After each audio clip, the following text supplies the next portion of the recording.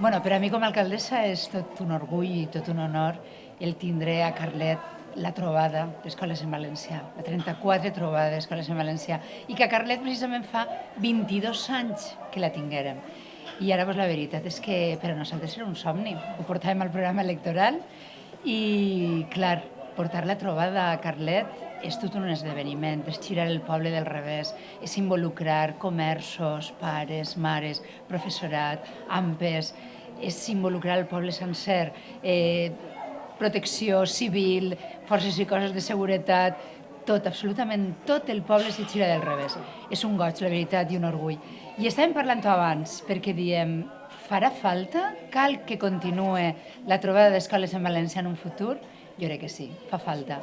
Una llengua que en un moment determinat va estar fins i tot prohibida, arribar fins ací és un repte, però trobo que encara hem de treballar més per aconseguir que siga molt més recolzada, molt més reconeguda. I això comença des de l'escola, des del minut zero, des del moment en què els xiquets comencen a somiar, comencen a parlar, comencen a comunicar-se en la seva llengua, que és el valencià.